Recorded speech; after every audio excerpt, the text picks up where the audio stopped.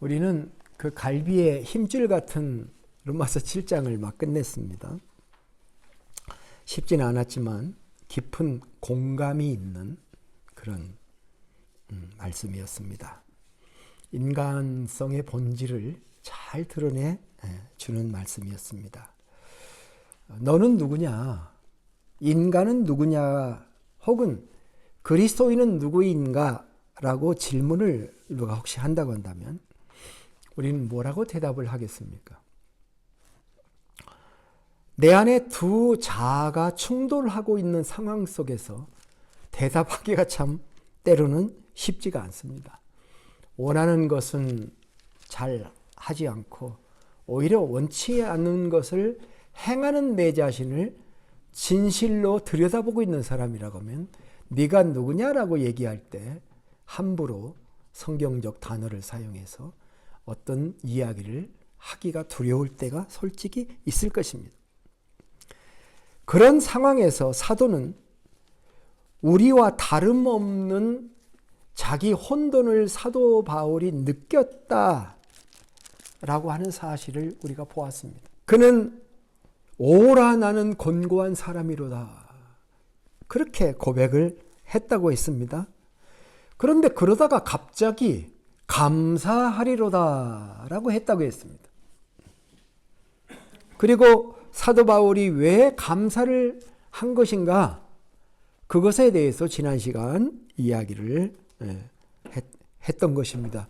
기억나시죠? 하나님을 섬기려는 내 속마음이 있는데 그게 제 마음속에 있는 첫 번째 건데 또 다른 게 있다고 하는 것을 발견했죠. 내 안에 있는 그 육신의 법이 다른 법이 있어서 그 법이 상당히 강력해서 두 가지가 존재하는 이 사실이 바꿀 수가 없다는 것을 깨달았다는 것입니다.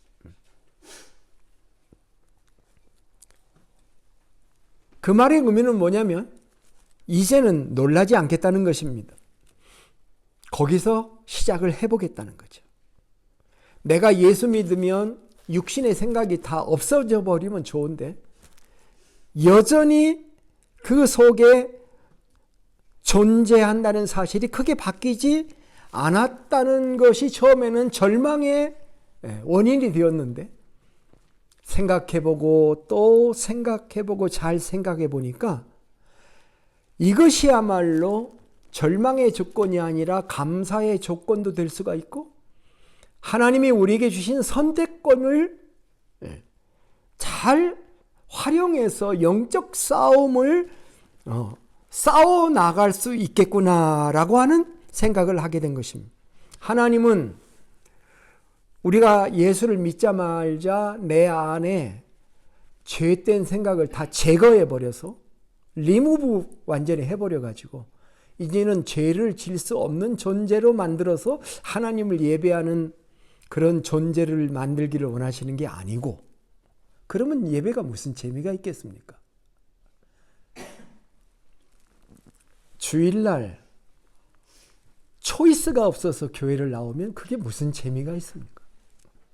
안 올 수도 있는데 올 수 있는 것이고 더 재밌는 게 많은데 그래도 하나님을 예배해야 되니까 그거를 제거하고 나올 때 그 예배가 네가 나를 예배하는구나. 하나님이 그렇게 느끼시지 않습니까?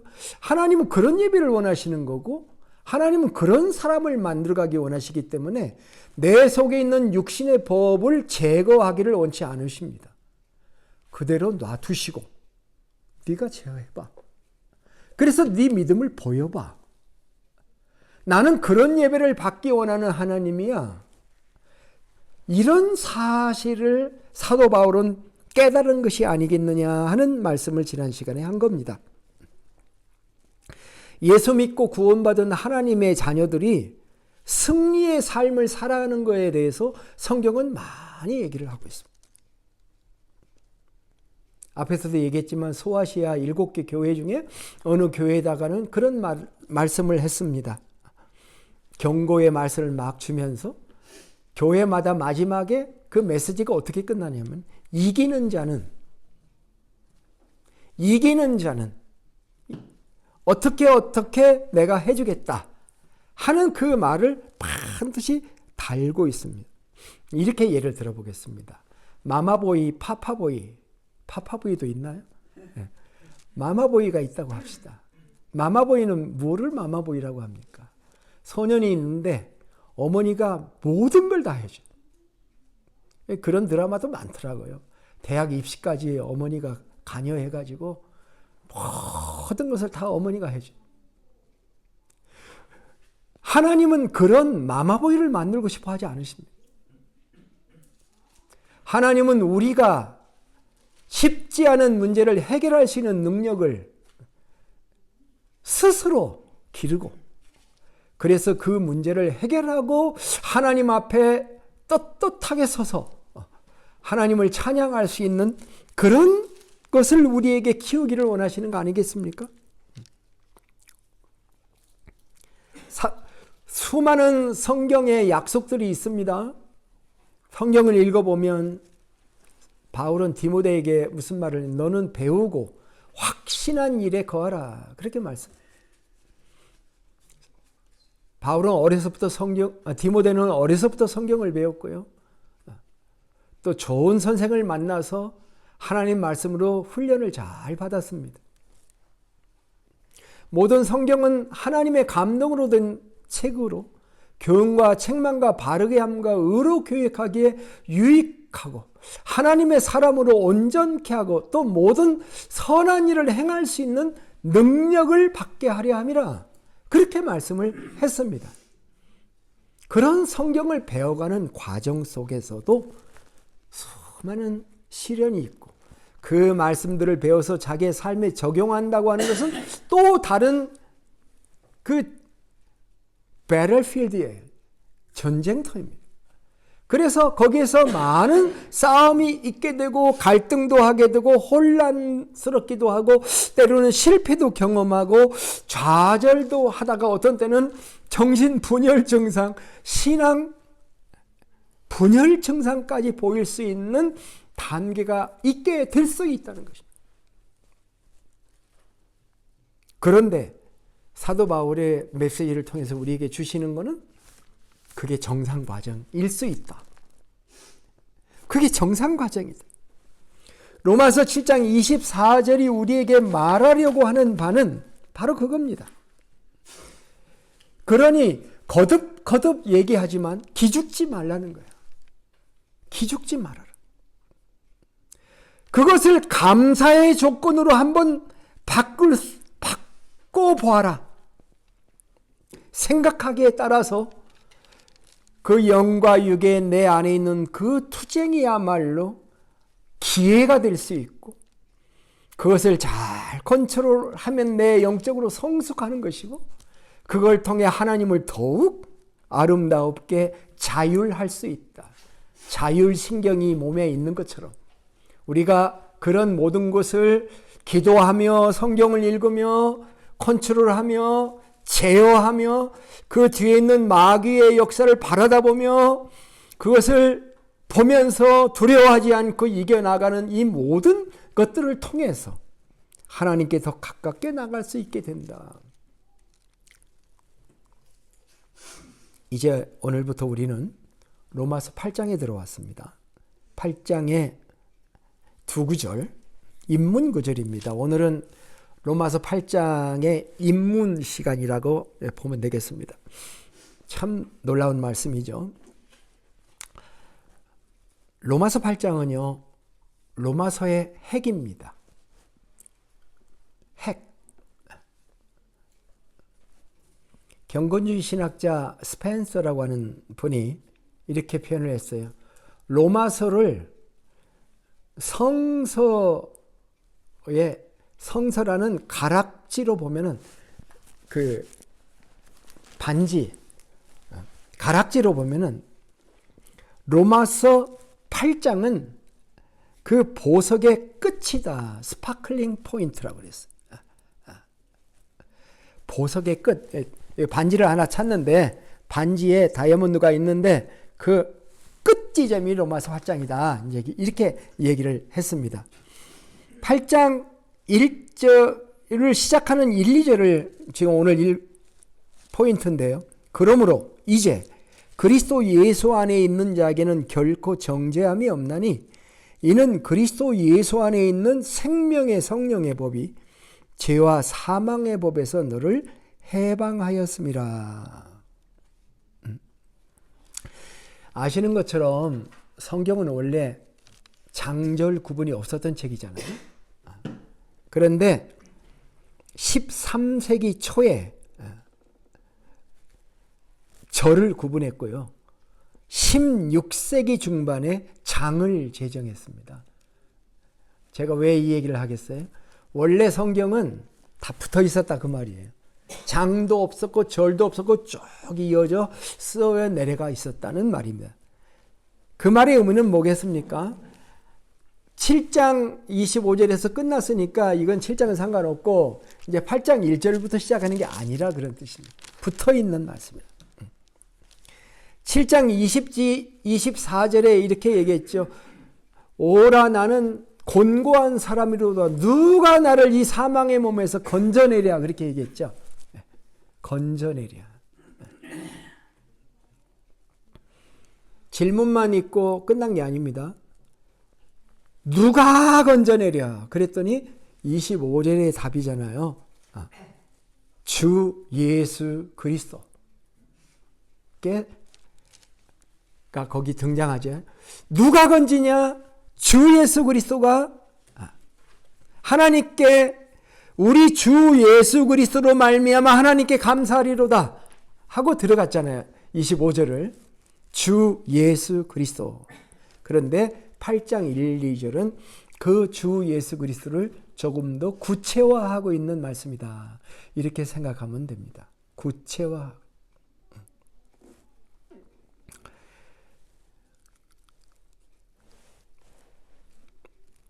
주 예수 그리스도라고 7장 25절에서 얘기했는데 8장 1절은 순서를 바꿨어요. 뒤에서부터 그리스도 예수라는 말로 얘기를 했습니다. 그리스도 예수 안에 라는 말을 1절과 2절이 반복하고 있는 것입니다. 그러니까 누가 우리를 구원하냐? 주 예수 그리스도다. 그러면 주 예수 그리스도 어떻게 우리를 구원해낼 거냐? 그 그리스도 예수 안에 있는 어떤 something, 그 어떤 존재가 우리를 구원할 것이다. 이렇게 답을 하고 있는 것 같습니다. 그러면 그 존재가 누구냐? 그 존재가 2절에 설명되어 있는 것처럼 성령이라는 단어가 등장합니다. 성령. 생명의 성령의 법이 죄와 사망의 법에서 너를 해방하였음이라. 이렇게 얘기하고 있습니다. 로마서에는 1장부터 7장까지에는 성령이라는 말이 그렇게 주도적으로 등장하지는 않습니다. 한 두 군데 정도 성령에 대한 언급이 있습니다. 5장 5절에 소망이 우리를 부끄럽게 하지 아니하면 우리에게 주신 성령으로 말미암아 하나님의 사랑이 우리 마음에 부음받음이니라 하는 말씀이 있어요.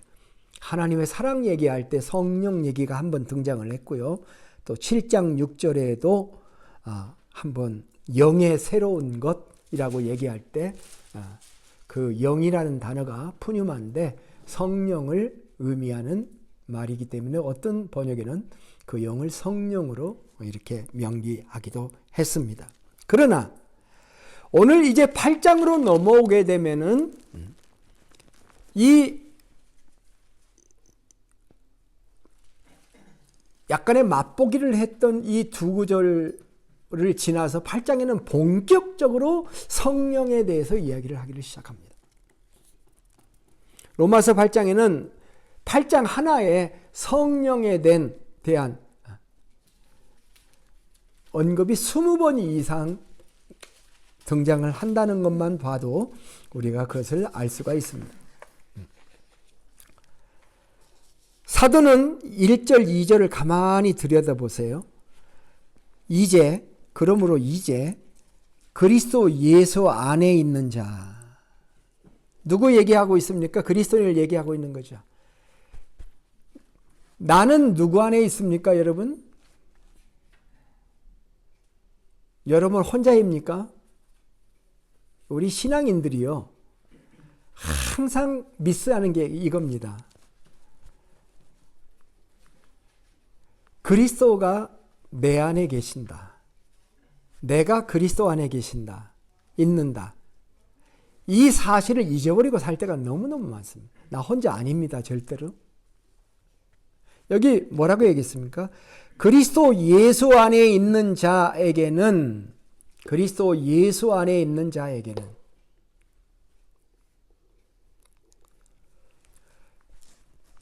우리는 어떻게 그리스도 예수 안에 있게 되었습니까?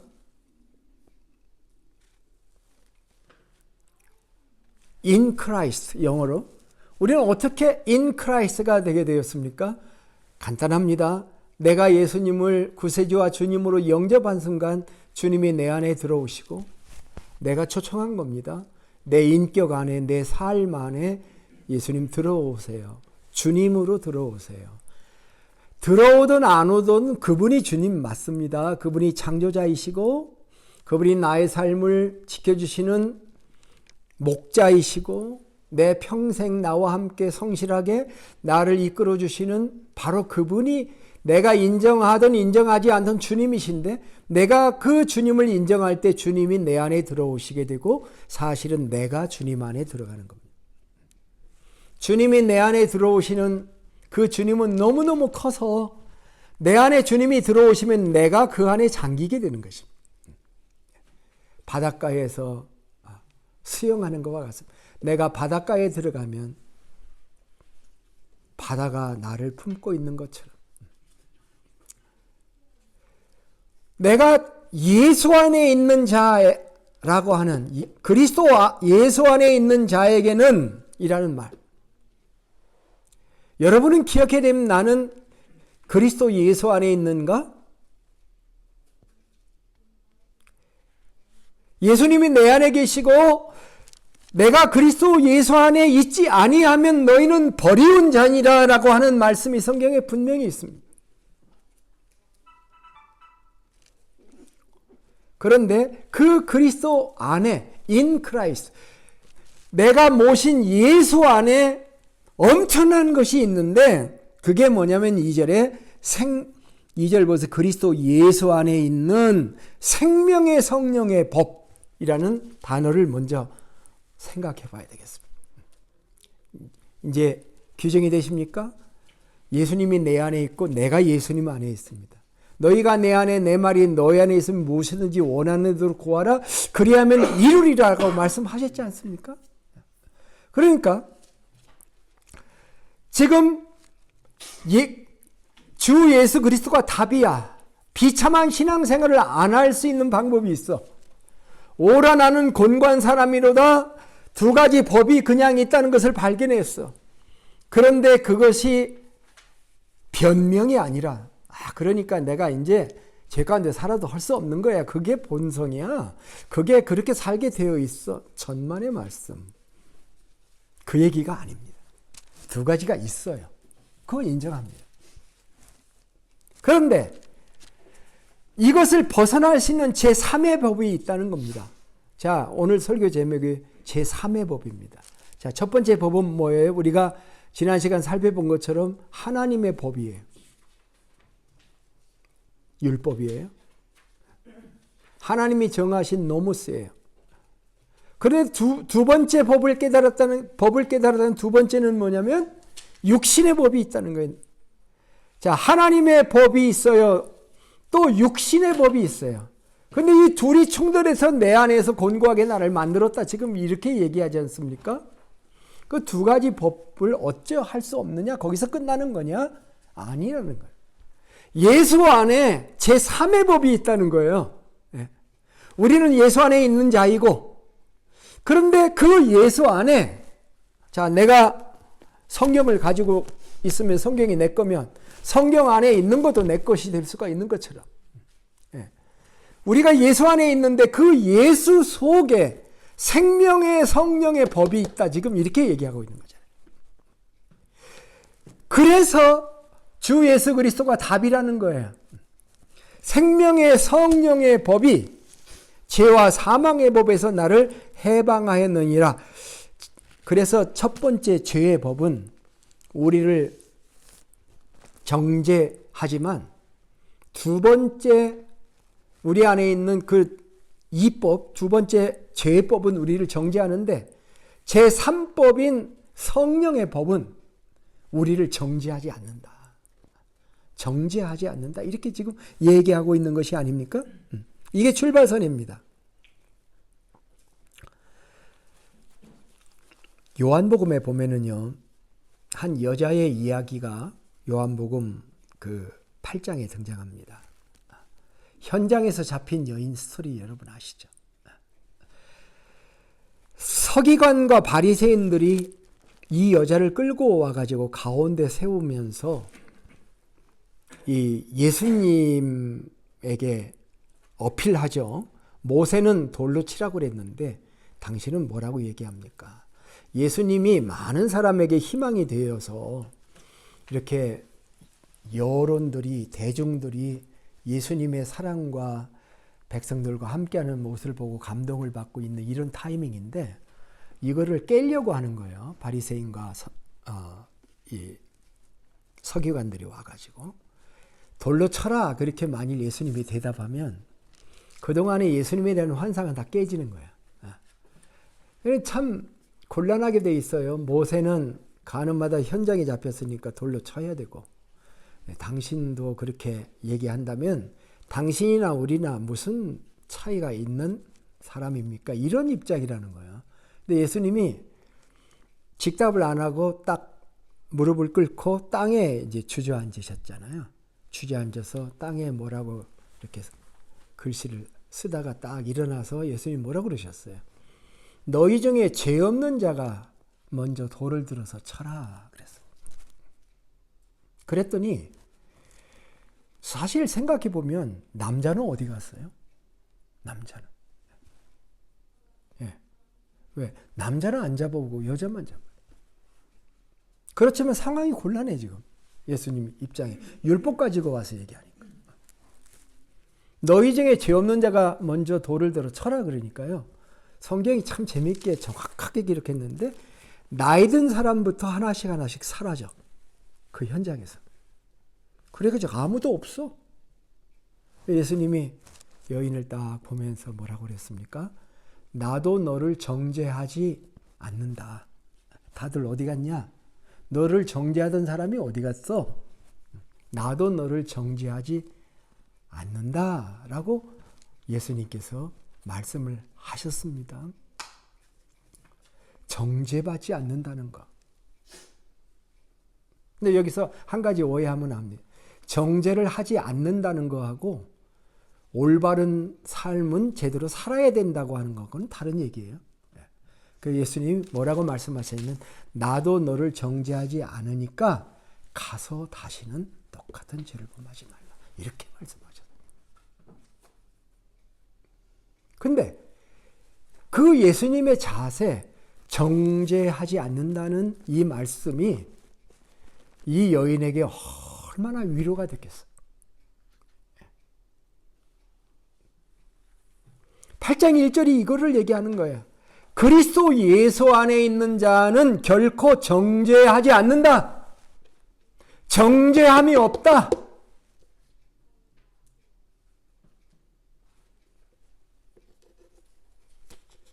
놀라운 말씀이죠.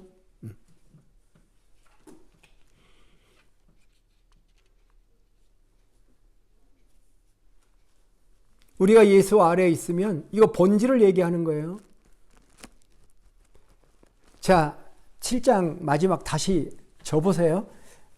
우리 민성도 님도 이렇게 돌아앉아 저를 보셔. 저를 보셔야지 안 보면 졸려요. 그러니까 제 눈동자하고 마주쳐야 돼요. 이게 설교자는 눈동자 마주치기를 원해요. 그래서 그래야 이렇게 느낌을 나도 함께 받거든요. 여러분이 서포트 해주는 거예요. 말씀을 들으면서. 그래서 실장에서 내 안에 두 가지 법이 있다고 막 싸워. 하나님의 법이 있고 죄의 법이 있는데 둘이 막 싸워요. 싸워서 아주 공고하다고 얘기를 해서 누가 나를 건져내랴 그랬는데 주 예수 그리스도라고 얘기했어요. 근데 8장에 딱 넘어오니까 그 주 예수 그리스도 안에 있는 것을 얘기해. 그 주 예수 그리스도 안에 있는 생명의 성령의 법, 제3의 법을 얘기하기 시작하는 거예요. 근데 이 생명의 성령의 법은 정죄하지 않아. 정죄하지 않아. 제3법이 있다는 거예요. 왜? 이미 그리스도 예수 안에 들어와 있기 때문에. 그렇다고 모든 죄를 잘했다고 얘기하는 거 아니에요. 그거는 구분할 줄 알아야 돼요. 내가 너를 정죄하지 않는다. 그래도 다시 죄는 범치 마라. 그렇게 얘기를 하죠. 제3의 법. 생명의 성령의 법이 우리를 정죄하지 않는다. 그 다음에 생명의 성령의 법이 죄와 사망의 법에서 너를 해방했다라고 하는 말씀을 하고 있습니다.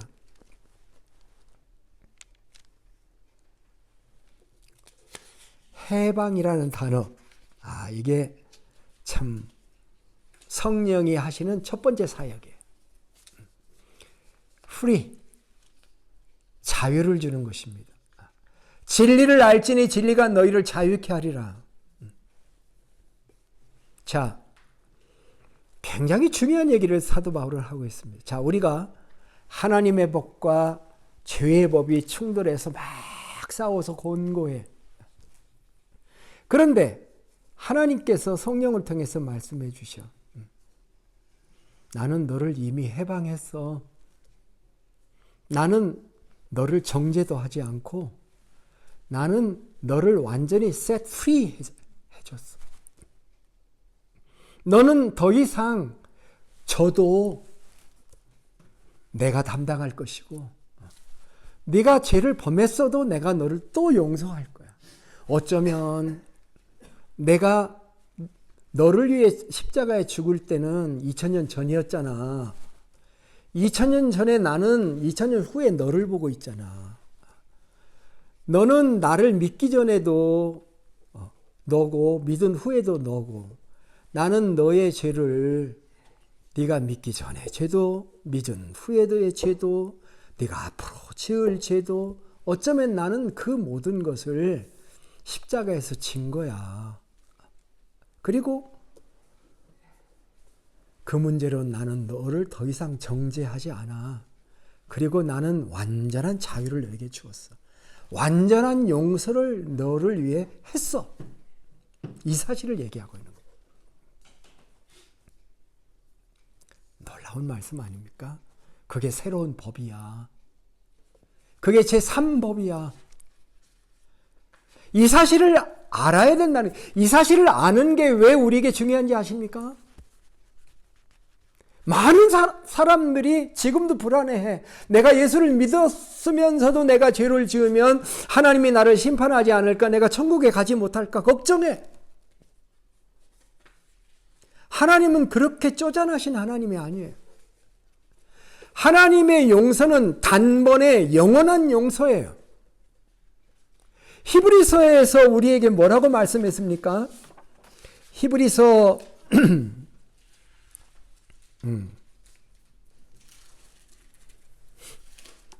9장 12절에 보면은 영원한 속죄라는 말이 있어요. 영원한 속죄. 오직 자기 피로 영원한 속죄를 이루사 단번에 성소에 들어갔다. 10장 10절도 참 귀한 구절이에요. 히브리서 10장 10절을 보면은 이 뜻을 따라 예수 그리스도의 몸을 단번에 들이심으로 말미암아 우리가 거룩함을 얻었도다. 얻었도다. 우리는 이미 거룩한 존재입니다. 극단적으로 얘기하면 죄를 범했을지라도 우리는 거룩한 존재인 것이 변하지 않고 내가 정죄하지 않을 것이고 그리고 내가 너를 해방했다는 말씀이 거기에 등장하는 것입니다. 생명의 성령의 법이 죄와 사망의 법에서 이미 너를 해방했기 때문에 사망이 너에게 관계가 없어. 형벌이 너에게 관계가 없어. 근본적으로 지금 그 얘기를 하고 있는 거잖아요. 해방을 경험해 보신 적이 있으신가요? 해방을? 보통 해방둥이라고 하시는 분들이 있어요. 해방은 1945년에 해방이죠. 그래서 해방 전후 세대에 태어난 사람들을 해방둥이라고 합니다. 일본의 식민지에서 해방된 기쁨을 담아서 붙여진 별칭인데 보통 1945년에서 1945년인데 42년부터 49년까지를 보통 해방둥이 세대로 본다고 합니다. 해방둥이 세대 계시네요. 예. 6.25 세대라는 말도 있습니다. 1950년 6월 25일 날 발발한 6.25. 유년기나 청소년기로 6.25를 직접 경험해 본 사람을 6.25 세대라고 얘기를 해요.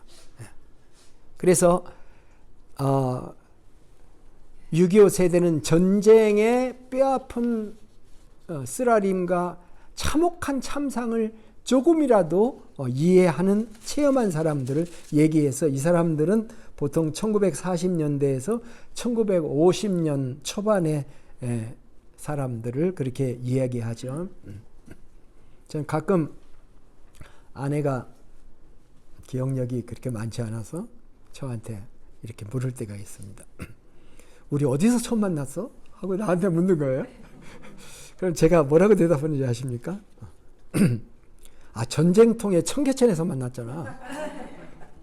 밥 먹으러 다니다가 그때 같이 만났잖아. 그때 언제 만났어? 그러다가 장난기가 발송하면 제가 노래도 한 곡 거기다 붙여요. 작년에 갔던 각설이가 죽지도 않고 또 왔는데.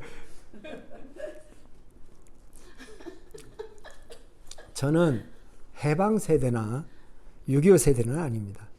6.25 전쟁은 1953년 7월 27일에 공식적으로 이제 휴전협정이 체결되면서 끝났거든요. 저는 휴전협정 끝나고 한 6개월 후에 태어났어요.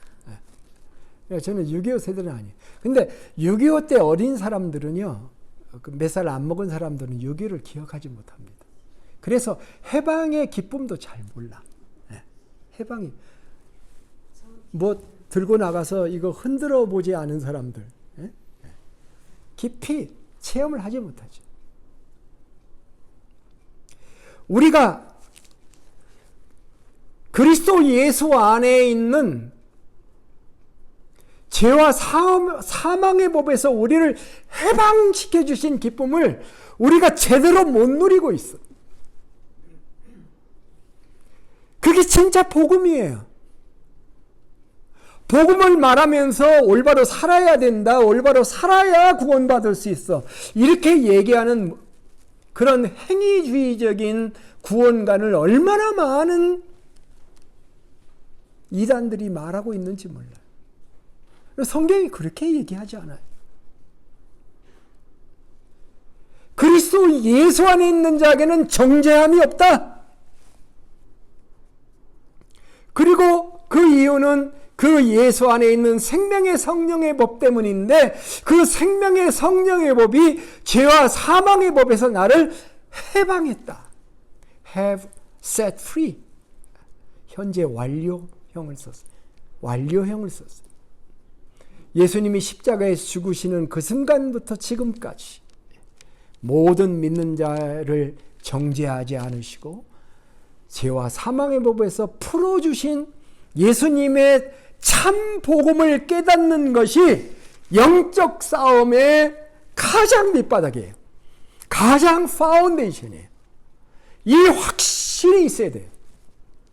내가 비록 넘어질지라도 주님이 나를 정죄하지 않으시고 나는 이미 죄와 사망의 법에서 자유함을 얻은 것이고 내가 아직 신앙 인격의 훈련이 좀 부족해서 그런 것이지 나는 다시 일어나서 하나님을 기쁘게 할 수 있는 존재야. 이렇게 고백할 수 있는 하나님의 백성이 될 수 있는 것이다. 성화에는 거룩함에는 즉각적 거룩함도 있고 점진적 거룩함도 있습니다. 즉각적으로 믿는 순간 주어지는 완전한 성화도 우리가 가지고 있는 것이고 그것이 우리의 베이스예요. 그것이 우리의 본체예요. 그리고 그것이 실제 생활에 나타나는 것이 우리의 신앙생활이고 성화의 열매를 맺어가는 과정 속에 우리는 살고 있는 것입니다. 우리는 한순간 한순간 죄를 지을 때마다 죄책감에 빠져서 절망하고 하나님의 심판을 두려워하고 그렇게 살아가야 될 존재가 아니라 오히려 하나님의 자유케 하심과 정죄치 아니하시는 주님의 따스한 마음을 이해하면서 우리는 다시 일어나 주님께 기꺼이 나아가 하나님을 예배하고 찬양하는 그런 능력을 가진 하나님의 백성들인 것입니다. 이것이 8장의 시작이에요. 성화 어떻게 시작하느냐? 내 힘으로 이룰 수가 없어요. 성령 하나님께서 도와주셔야 돼요. 근데 우리가 알아야 되는 것이 무엇이냐면 바로 이것입니다. 그리스도 예수 안에 있는 자에게는 결코 정죄함이 없고 그리스도 예수 안에 있는 제3법인 성령의 생명의 성령의 법이 죄와 사망의 법에서 우리를 해방해 놓았기 때문에 마치 8.15 광복한 것처럼 우리는 더 이상 거기에 매이지 아니하고 자유시민으로 하나님 앞에 살아갈 수 있게 되어진다라고 하는 것입니다.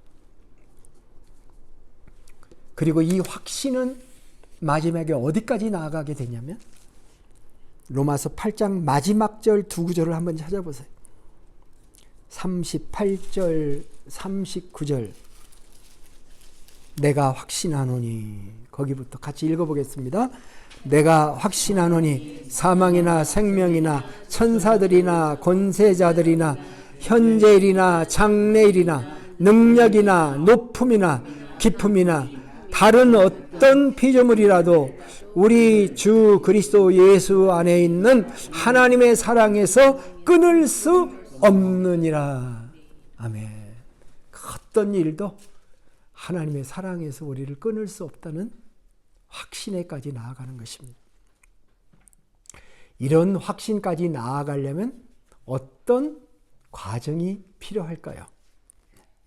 우리는 8장을 통해서 앞으로 그것을 보게 될 것입니다.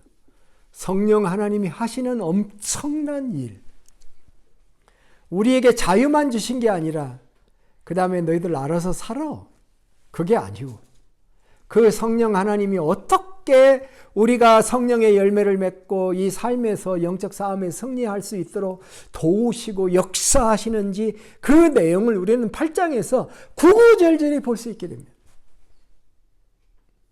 기대하세요. 성령 하나님이 어떻게 우리를 도우시는가.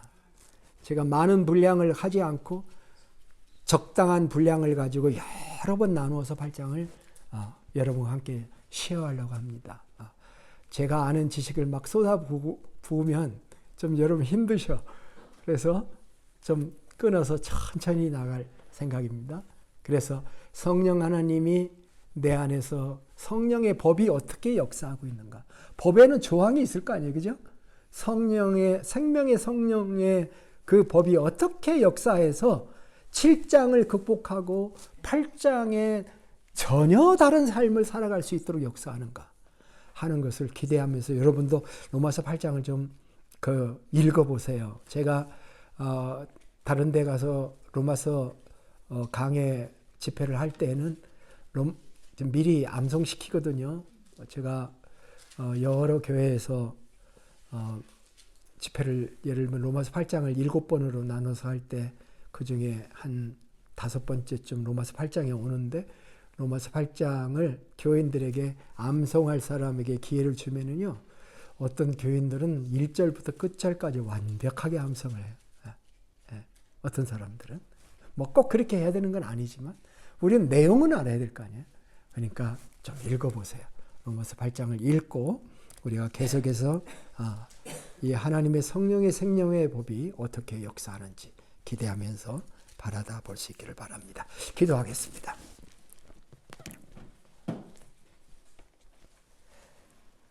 하나님, 우리에게 제3의 법을 허락해 주셔서 감사합니다.